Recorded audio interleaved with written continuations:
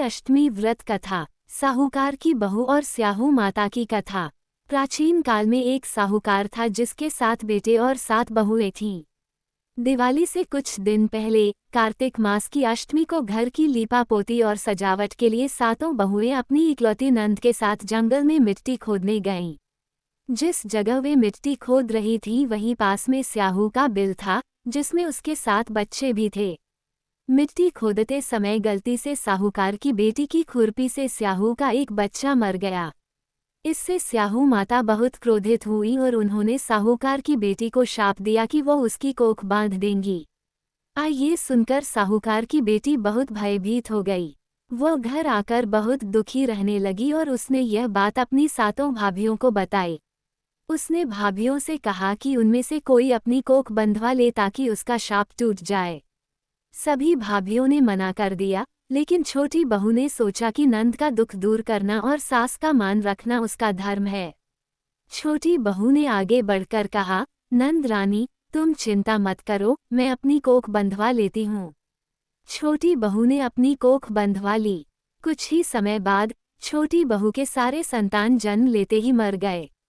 इस दुख से व्याकुल होकर छोटी बहू ने गांव के पंडित को बुलवाया और अपने कष्ट का कारण पूछा।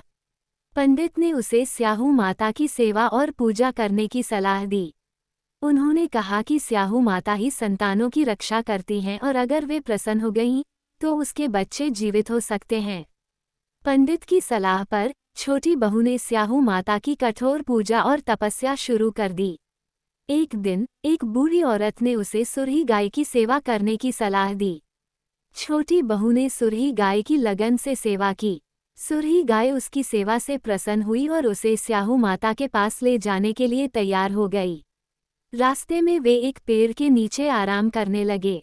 उसी पेड़ पर गरुड़ पंखनी का एक बच्चा था, जिसे एक सांप डसने जा रहा था। छोटी बहू ने देखा और तुरंत सांप को मारकर ढाल के नीचे दबा दिया। थोड़ी देर बाद गरुड़ पंखनी आई और वहां खून देखकर छोटी बहू को चोंच मारने लगी। छोटी बहू ने कहा कि उसने उसके बच्चे को नहीं मारा है, बल्कि एक सांप से उसकी रक्षा की है। गरुड़ पंखनी को सच्चाई पता चली तो वह बहुत प्रसन्न हुई। सुरही गाय और गरुड़ पंखनी की सहायता से छोटी बहू स्याहू माता के पास पहुंची। वहां उसने स्याहू माता से माफी मांगी और अपनी कोख खोलने की विनती की।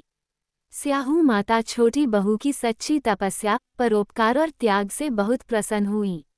उन्होंने न केवल उसकी कोख खोल दी, बल्कि उसे 7 पुत्र और 7 बहुओं का आशीर्वाद भी दिया।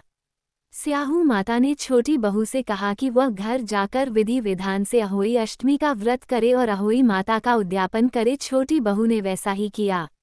जब वह घर लौटी तो उसने देखा कि उसके 7 बेटे और 7 बहुएं घर में बैठे हैं। इस दिन से ही अहोई अष्टमी का व्रत शुरू हुआ। माताएं अपने बच्चों की लंबी आयु, सुख, समृद्धि और कल्याण के लिए यह व्रत रखती हैं और अहोई माता से अपने संतानों की रक्षा की कामना करती हैं। हे अहोई माता, जैसे आपने साहूकार के बेटे की पत्नी की कोख खोली, ऐसे सभी माँओं के बच्चों की रक्षा